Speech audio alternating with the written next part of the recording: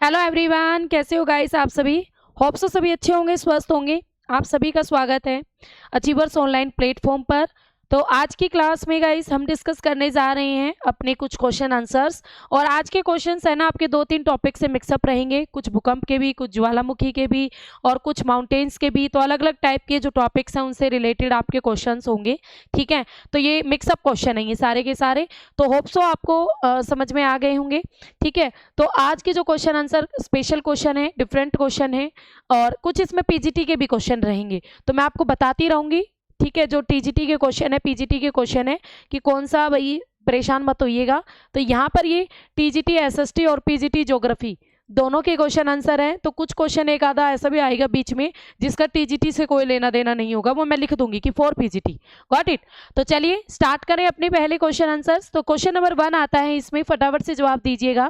Saint एड्रियान्स भ्रंश निम्नलिखित में से किसका घोतक है। तो भ्रंश पढ़ाए थे मैंने आपको, हाँ सेंट एड्रियान्स तो पढ़ा था भाई आपने प्लेट टेक्टोनिक थ्योरी में। ये प्लेट टेक्टोनिक थ्योरी से रिलेटेड है।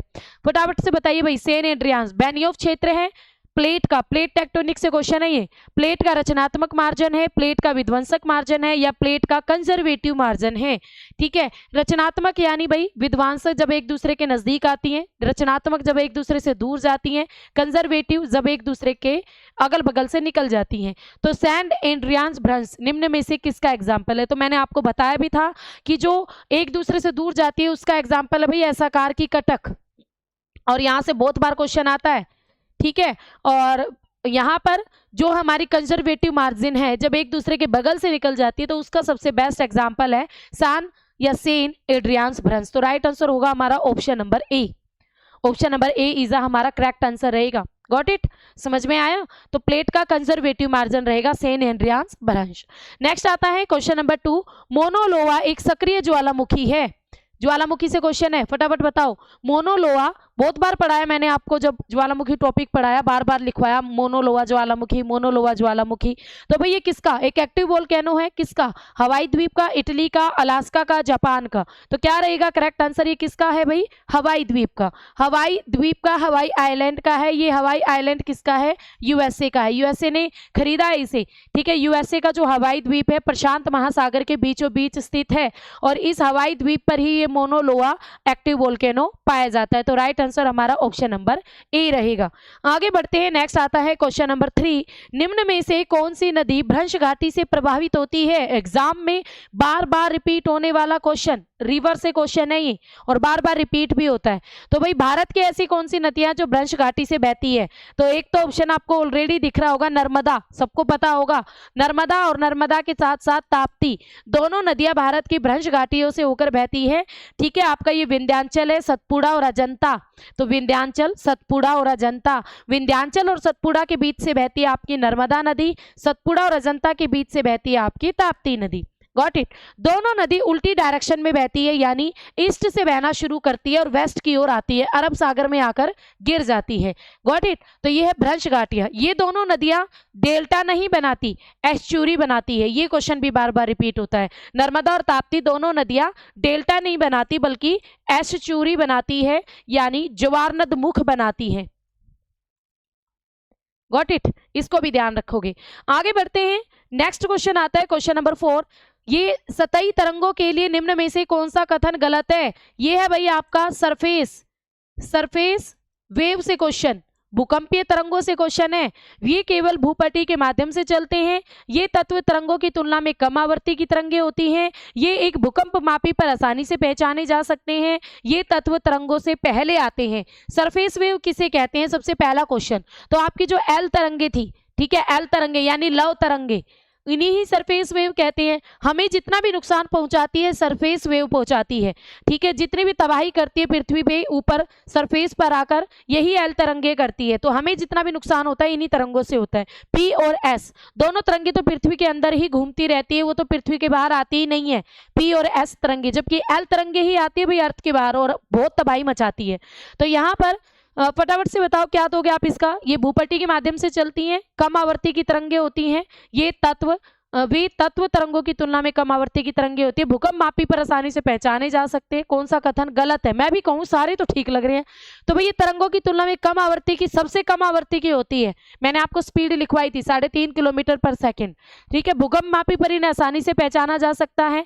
ये तरंगों से पहले आते हैं ये तत्व, और ये केवल भूपट्टी के माध्यम से चलते हैं। तो राइट आंसर हमारा ऑप्शन नंबर ए रहेगा, यही गलत है।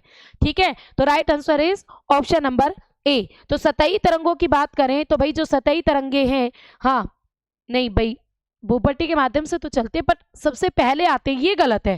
पहले सबसे पहले तो पी तरंगे आती हैं, ये गलत है भाई, option number D, sorry D करो।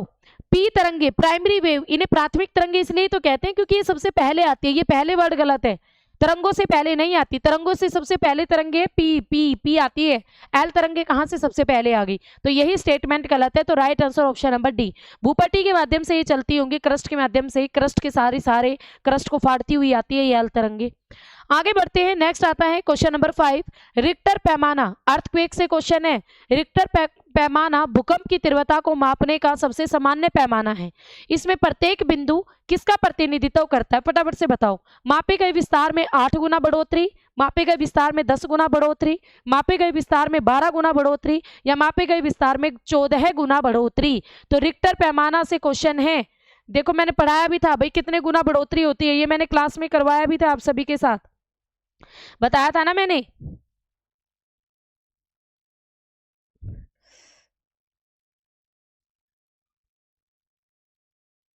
तो कितने गुना बढ़ोतरी होती है? क्या रहेगा करेक्ट आंसर? मापी गई विस्तार में 10 गुना बढ़ोतरी, मापी गई विस्तार में 10 गुना बढ़ोतरी। राइट आंसर रहेगा option number B, option number B is the correct answer. मापे गए विस्तार में 10 गुना बढ़ोतरी होती है। ठीक है, एक पॉइंट दूसरे को 10 गुना अधिक, दूसरा पॉइंट जो होता है पहले से 10 गुना अधिक होता है, ये बात याद रखना। आगे बढ़ते हैं, नेक्स्ट आता है क्वेश्चन नंबर 6, निम्नलिखित में से कौन सी भूकंपीय तरंगे तरल माध्यम में से यात्रा कर सकती है? पी तरंगे, एस तरंगे, आर तरंगे, एल तरंगे। तरल लिक्विड में से कौन सी गुजर सकती है भाई? तो देखो आर तो कुछ होती ही नहीं है, और एल तरंगे हमारी तीनों में से आराम से जा सकती है, तीनों में से। ठीक है, तीनों में से आराम से जा सकती है और तरल माध्यम से यात्रा कर सकती है। एल तरंगे तरल माध्यम में से यात्रा नहीं कर सकती, ये बिल्कुल भी नहीं कर सकती। और इसने पूछा यात्रा कर सकती है, तो इसका आंसर एल तरंगे भी हो सकता है, क्योंकि जो भूकंप आता है हमारे समुद्रों में जिसे आप सुनामी कहते हो, वो इसी से तो आता है। और पी तरंगे भी हमारी पृथ्वी के अंदर लिक्विड फॉर्म से, जहां पर हमारी पृथ्वी द्रव अवस्था में, वहां से आराम से गुजरती है। वैसे इस क्वेश्चन का करेक्ट आंसर क्या होगा? ऑप्शन नंबर डी रहेगा, एल तरंगे। ये तीनों माध्यम से गुजर सकती है। ठीक है, ठोस, द्रव और गैस। एल तरंगे इसका राइट आंसर रहेगा, तीनों माध्यम से गुजर सकती है। बाकी भाई जो पी तरंगे हैं वो भी आपके तरल माध्यम से यात्रा कर सकती है, प्राथमिक तरंगे होती हैं, ध्वनि तरंगों के समान चलती हैं, तो पी तरंगे भी आपकी यात्रा कर सकती हैं। ठीक है, बस ये एस एल आर तो कोई होती ही नहीं, और जो एस तरंगे हैं ये तरल अवस्था में से कभी गुजरती नहीं, ये तो बिल्कुल नहीं गुजरती। तो इसका आंसर पी तरंगे भी हो सकता है और एल तरंगे भी हो सकता है। तो अगर इस तरीके का क्वेश्चन पूछेगा ना, तो एग्जामिनर चाहता है कि आप आंसर दो पी तरंगे। क्यों? क्योंकि एल का तो सबको पता है तीनों माध्यम से गुजर सकती है। तो आंसर आप अगर फर्स्ट प्रायोरिटी की बात करूं तो आप आंसर दोगे पी तरंगे। Got it? ये द्रव में से जा सकती है और ठोस में जाते जाते ये अपनी मैक्सिमम स्पीड पर पहुंच जाती है। Got it? तो right answer is option number A. आगे बढ़ते हैं, नेक्स्ट आता है क्वेश्चन नंबर 7, निम्नलिखित में से कौन सा कथन सत्य है? भूपृष्ठ में निचले भाग के आधार पर भूकंपीय तरंगों की गति में अचानक वृद्धि हो जाती है। चलिए, प्रावार कोड सीमा का निर्धारण मोह असंबद्धता द्वारा होता है। प्रावार को बोलते हैं मेंटल, मेंटल और कोर के बीच ये कह रहा है कौन सी असंबद्धता है भाई? मोह। और जबकि मेंटल और कोरोड के बीच तो आपकी गुटेनबर्ग असंबद्धता है, बिल्कुल गलत। तीसरा है प्रावार और भूपृष्ठ सीमा का निर्धारण गुटेनबर्ग असंबद्धता द्वारा होता है। यानी भाई ये कह रहा है कि मेंटल और क्रस्ट के बीच आपकी गुटेनबर्ग, ये भी गलत, दोनों उल्टा दे दिया। इसके बीच मोह होती है और इसमें गुटेनबर्ग होती है। आपका मेंटल मुख्यतः लोहा और निकेल से बना है, ये भी गलत भाई, लोहा और निकेल से तो हमारा कोड बना है पृथ्वी का। तो क्या रहेगा correct answer? Option number A, भूपृष्ठ के निचले भाग के आधार पर भूकंपीय तरंगों की गति में अचानक वृद्धि हो जाती है। बिल्कुल ठीक, पी तरंगों की गति में वृद्धि हो जाती है। भूपृष्ठ के निचले भागों में। राइट आंसर है ऑप्शन नंबर ए। आगे बढ़ते हैं, नेक्स्ट आता है क्वेश्चन नंबर 8। निम्नलिखित में से कौन सी प्लेट दक्षिणी अमेरिकी प्लेट के साथ एंडीज पर्वतों के निर्माण हेतु उत्तरदायी है?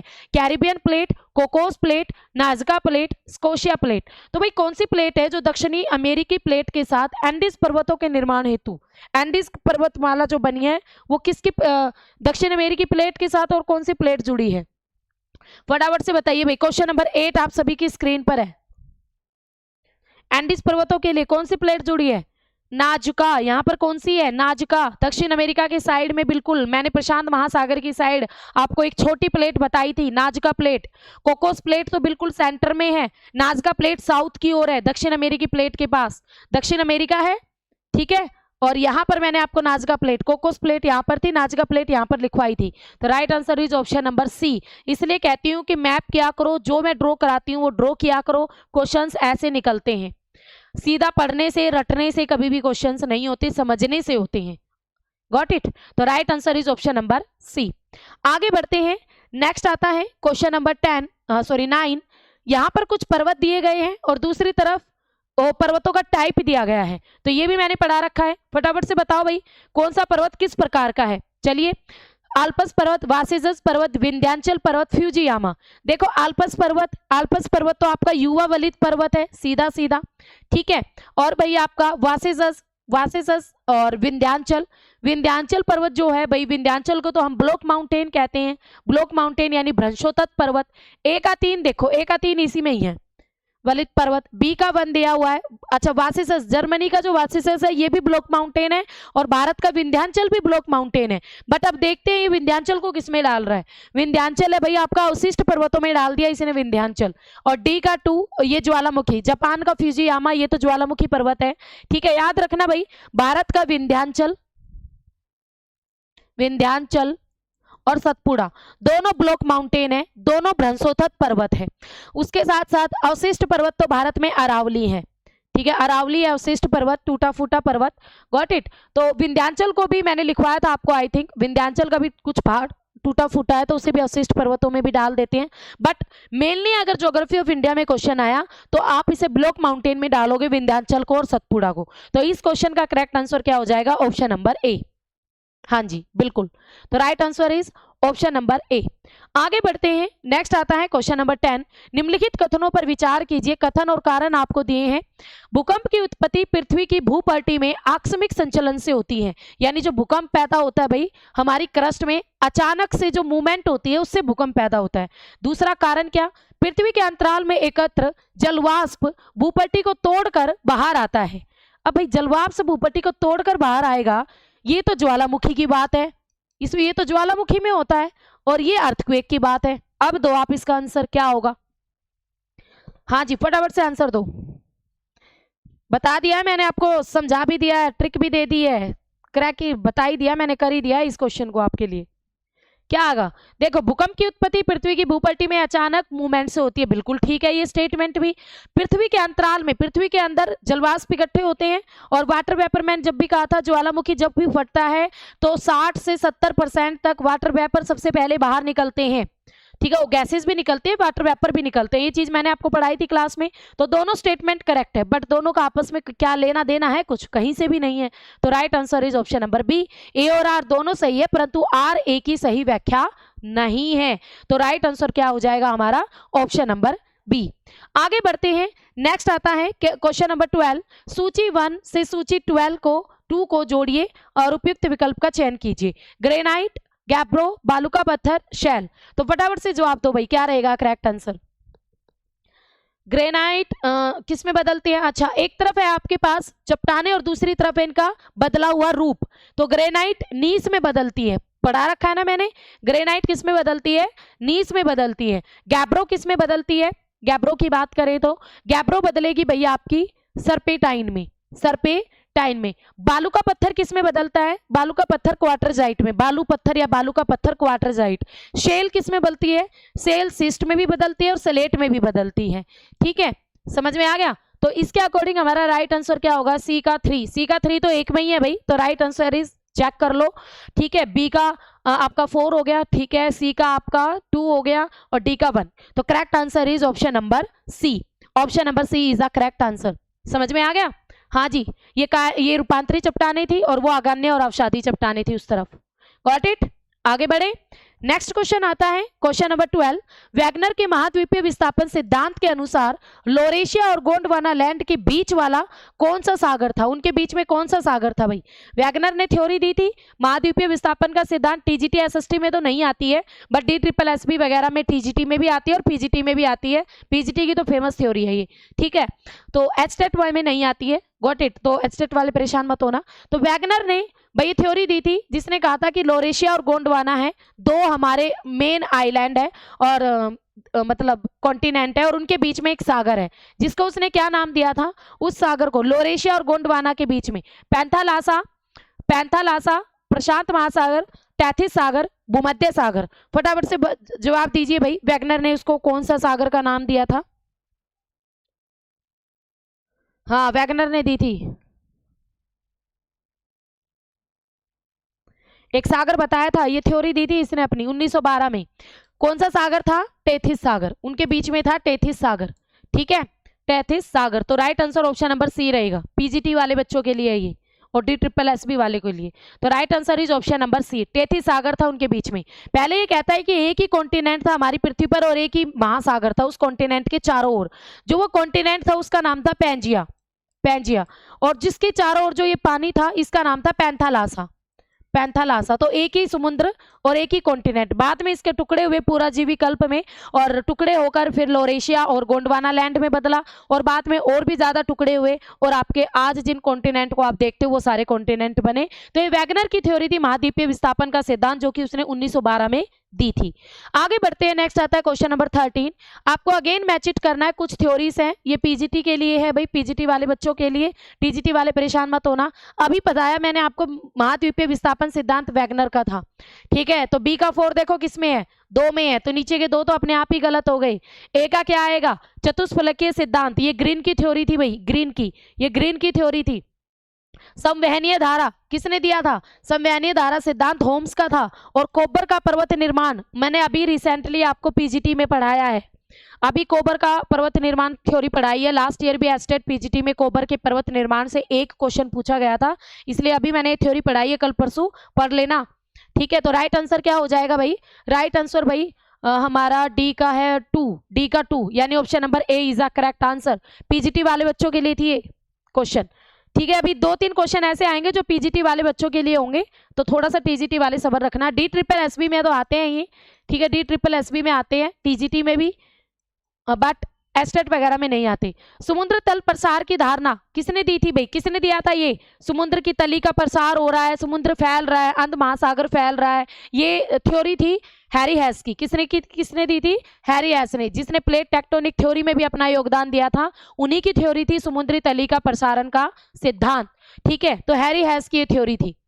आगे बढ़ते हैं। नेक्स्ट आता है क्वेश्चन नंबर 15। वैगनर के अनुसार महाद्वीपीय विस्थापन के लिए निम्नलिखित में से कौन सा बल और शक्ति उत्तरदायी है? संवहनीय धाराएं, ज्वारीय बल, तनाव बल, दबाव बल। तो वैगनर के अनुसार भाई कौन से बल की वजह से आपके महाद्वीपों में विस्थापन हुआ, कॉन्टिनेंट में विस्थापन हुआ? तो ये पीजीटी के लिए क्वेश्चन है, पीजीटी का, ठीक है, पीजीटी के लिए है। और वो बल कौन सा था? तो वो था भाई आपका ज्वारीय बल।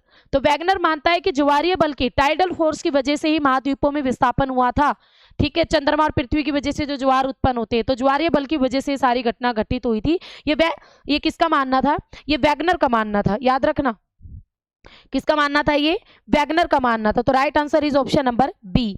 ये एक जलवायु वेता थे वैगनर महोदय, जलवायु वेता थे।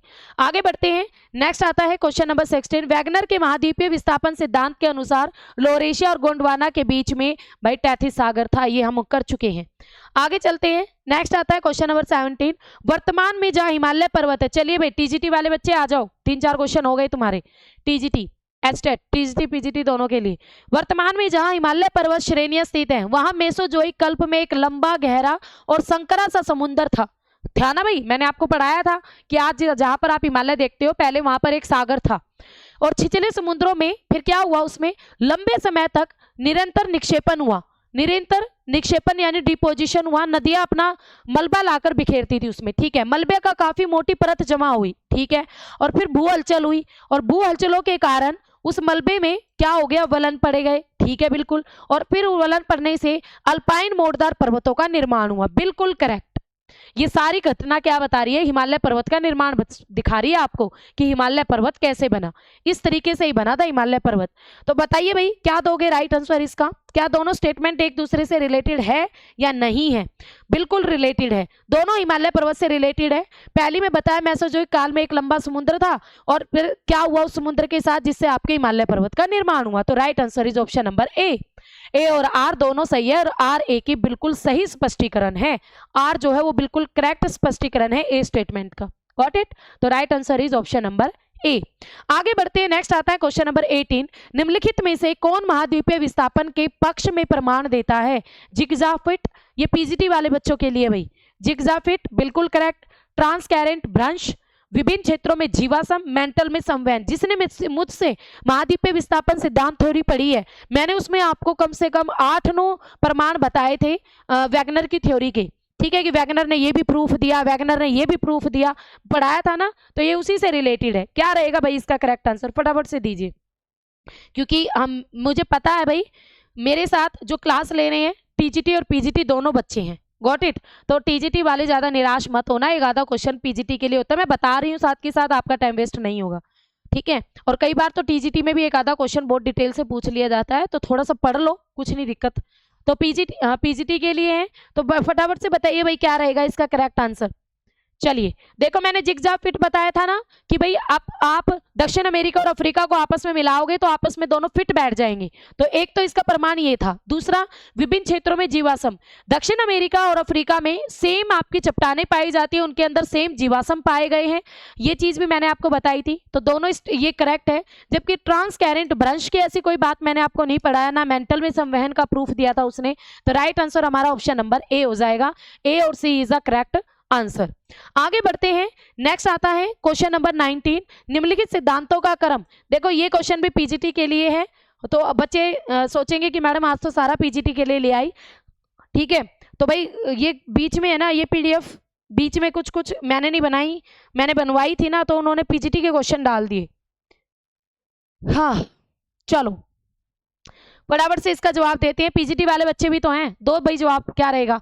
एक रूपता का सिद्धांत, महाद्वीपीय विस्थापन का सिद्धांत, गतिक संतुलन का सिद्धांत और संवहनीय धारा का सिद्धांत। देखो सबसे पहले भाई आपका सबसे पहले हमारा आया था एक रूपतावाद का सिद्धांत, 1785 में आया था ये, ठीक है, ये आया था भाई आपका 1785 में, जेम्स हटन ने दिया था, इसके बारे में मैंने आपको पढ़ाया भी था। दूसरा भाई आपका ये महाद्वीपीय विस्थापन का सिद्धांत अभी मैंने जस्ट लिखवाया था, वैगनर ने दिया था 1912 में। गतिक संतुलन का सिद्धांत ये 1928 संवहनीय धारा का सिद्धांत ये आया था फिर उसके बाद 1928 में, आर्थर होम्स ने दिया था संवहनीय धारा का सिद्धांत 1928 में, आर्थर होम्स ने। गतिक संतुलन का सिद्धांत ये हैक ने दिया था, ठीक है, गतिक संतुलन का सिद्धांत, और इसका नहीं पता भाई कब आया था, तो इसका जो राइट आंसर होगा ना वो ऑप्शन नंबर डी रहेगा, ऑप्शन नंबर डी, क्योंकि 1 और 2 तो इसी में ही है, 1 और 2 दोनों सीक्वेंस में, अगर आपको 2 भी पता है तब भी आप आंसर कर लोगे, 1 और 2, पहले 1 आएगा फिर 2 आएगा, सबको पता है 1785 एक रूपतावाद का सिद्धांत, जेम्स हटन, गॉट इट। तो right answer option number D रहेगा, option number D is the correct answer. आगे बढ़ते हैं, नेक्स्ट आता है क्वेश्चन नंबर 19, ये अगेन पीजीटी का क्वेश्चन है। क्या है इसमें कि एक तरफ आपके अवधारणाएं दी गई है, दूसरी तरफ प्रतिपादक दी गई है। एक रूपतावाद का सिद्धांत अभी बताया मैंने, जेम्स हटन महोदय, ठीक है, और संवहनीय तरंग सिद्धांत ऑथर होम्स अभी बताया मैंने आपको। संप्राय भूमि अभी ये डेविस महोदय की थी, संप्राय भूमि, और ग्रीन की चतुष्फलकीय सिद्धांत ये अभी जस्ट करा के गई, आप बताया था अभी थोड़ी देर पहले ही, ठीक है। तो ए का 2 देखो, ए का 2 एक में ही है, बी का 3, सी का 4 और डी का 1, तो correct answer is option number ए। तो ये फेमस थ्योरी है भाई, पीजीटी लेवल की है ये, ठीक है, तो टीजीटी वाले परेशान ना होना, ये सारी थ्योरी भर दी। क्या, एक मिनट रुको भाई, नेक्स्ट क्वेश्चन है ये क्वेश्चन नंबर 21, क्या कहता है, महाद्वीपीय विस्थापन सिद्धांत वैगनर का है, समुद्र तल प्रसरण सिद्धांत हैरी हैस का है। क्या कह रहा है इसमें, कूटों से चयन उत्तर कीजिए, और ऑप्शन दिए ही नहीं। संवहनीय तरंग सिद्धांत ये ऑथर होम्स का है, प्रत्यास्थ प्रतिक्षेप सिद्धांत ये रीड का है। एक बार ये सीधा भी पूछा गया था एस्टेट पीजीटी में, एस्टेट पीजीटी में ये एक बार सीधा भी आया था, प्रत्यास्थ प्रतिक्षेप सिद्धांत रीड का है भाई, ये रीड का, अल्फ्रेड रीड कुछ ऐसा नाम है, तो ये रीड का है, याद रखना, ठीक है पीजीटी वाले बच्चे। आगे बढ़ते हैं भाई, अरे सारी थ्योरी आ गई, चतुष्फलक, ग्रीन का है, महाद्वीपीय विस्थापन वैगनर का है, सागर तल हैरी हैस का है। निम्न में से कौन सा सही सुमेलित नहीं है? यही पेंटागोनल डोडेकाहेड्रल सिद्धांत, ये न्यू थ्योरी है। और ये तीनों अगर हमारे ठीक है तो गलत यही होगा, तो गलत हमारा यही होगा भाई। ठीक है, ये पेंटागोनल वाला ही आपका गलत होगा। पेंटागोनल बिल्कुल यही गलत है।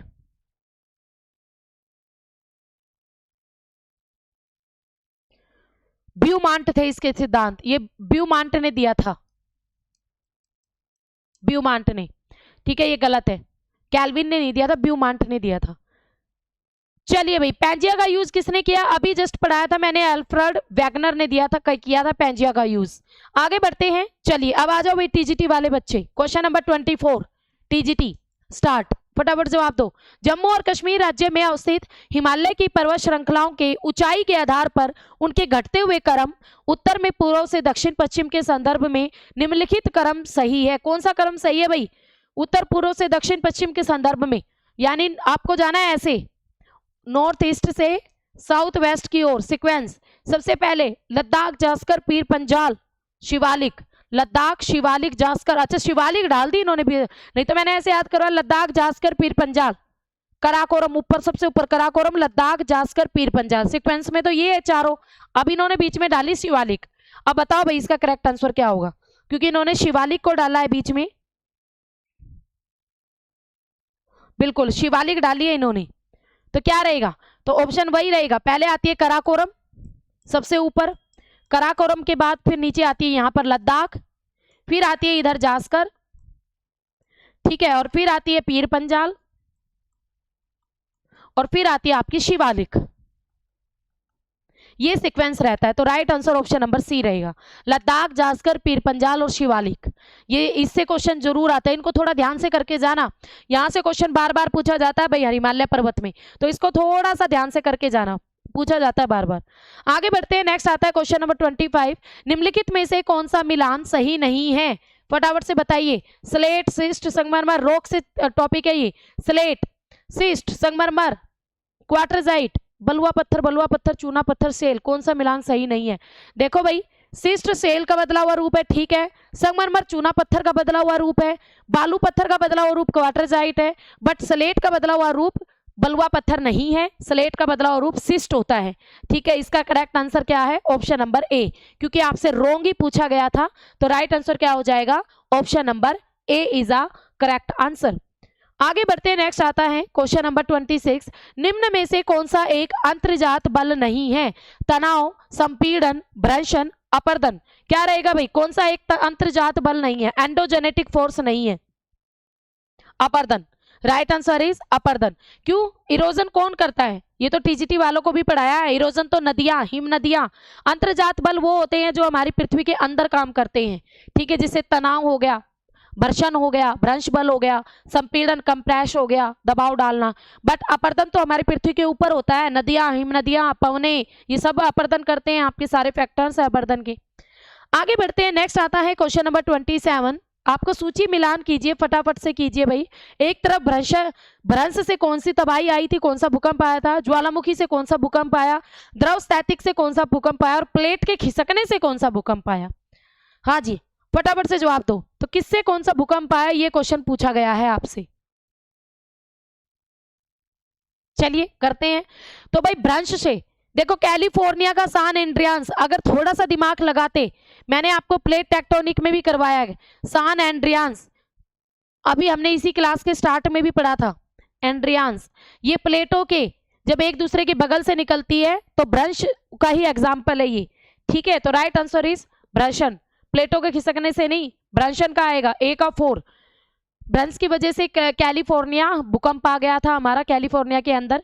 उसके बाद ज्वालामुखी की वजह से आया था भाई क्राकाटावा, इसके बारे में मैं कितना बढ़ाती हूँ बार बार। 1883 में क्राकाटावा में एक भूकंप आया था, इतना भयानक था, 27 किलोमीटर तक राख गई थी, याद है कुछ? हर बार जब भी वोल्केनो टॉपिक पढ़ाती हूँ उसके बारे में बहुत बताती हूँ मैं आपको, ठीक है। नेक्स्ट, द्रवस्थैतिक दबाव। द्रवस्थैतिक दबाव, यूनान के अंदर भूकंप आया था द्रवस्थैतिक दबाव के कारण, यानी पानी के दबाव की वजह से, पानी की स्थिति में गड़बड़ होने की वजह से ये भूकंप आया था यूनान में। प्लेटों के खिसकने से भाई गुजरात में भूकंप आया था। डी का 3। तो right answer option number D हो जाएगा। ए का 4, बी का 1, ए का 4, बी का 1, सी का 2, डी का 3। तो right answer option number D, option number D रहेगा आपका करेक्ट आंसर। इस तरीके के क्वेश्चन है ना थोड़ा सा समझ के करने होते हैं, थोड़ा सा समझ के करने होते हैं, वरना ये दिक्कत कर देते हैं। Got it. आगे बढ़े, नेक्स्ट आता है क्वेश्चन नंबर 28।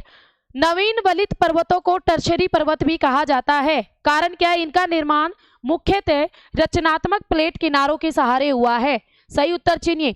नवीन वलित पर्वतों को टर्शरी पर्वत भी कहते हैं। जो नवीन वलित पर्वत, माउंटेन से क्वेश्चन शुरू हो चुके हैं आपके। नवीन वलित पर्वतों को टर्शरी पर्वत भी कहते हैं। पहली बात तो ये की गई है भाई, ठीक है। और दूसरी बात की गई है कि इनका निर्माण रचनात्मक प्लेट किनारों से होता है। रचनात्मक में तो प्लेटें एक दूसरे से दूर जाती हैं, और जब नवीन वलित पर्वत तो जब होते हैं जब प्लेटें एक दूसरे के नजदीक आती है, बीच में फोल्ड पड़ते हैं और माउंटेन उठते हैं। तो ये तो गलत है भाई, आर स्टेटमेंट गलत है। Right answer option number C, A सही रहेगा, आर गलत रहेगा। क्योंकि फोल्डेड माउंटेन आपके जब बनते हैं जब प्लेटें एक दूसरे के नजदीक आती हैं, तो बीच वाले लैंड में फोल्ड पड़ जाते हैं, जिससे आपके पर्वतों का निर्माण होता है। तो right answer option number C. A तो सही है पर आर गलत है। आगे बढ़ते हैं, नेक्स्ट आता है क्वेश्चन नंबर 29। निम्नलिखित में से कौन सा युग्म सही सुमेलित है? ये पर्वतों के नाम है, बताइए भाई किसका पर्वत आपने सबने पढ़ी है? मैंने आपको सबको पढ़ाई ना वर्ल्ड ज्योग्राफी, एक एक continent. Black forest, Pennines, Sierra Nevada, Vosges. अभी देखो मैंने बताया था आपको वासेसस जर्मनी का पर्वत है, ठीक है। और पेनाइन्स, ब्लैक फॉरेस्ट किस में डालेंगे फिर हम? Black forest. कौन सा युग्म सम्मिलित है? रुको भाई, युग्म सम्मिलित बताना हमने, हमें मैच इट थोड़ी ना करना है। कौन सा युग्म सम्मिलित है? एक ही, ठीक है भाई, ठीक है। वासेसस इटली में नहीं है। सिएरा निवेदा कनाडा में नहीं है, ठीक है। सिएरा निवेदा कनाडा में नहीं पड़ता भाई आपका।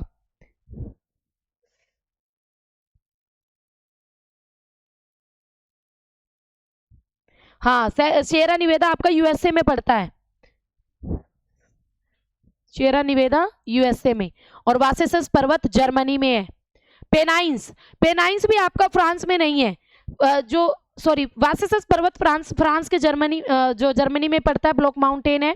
और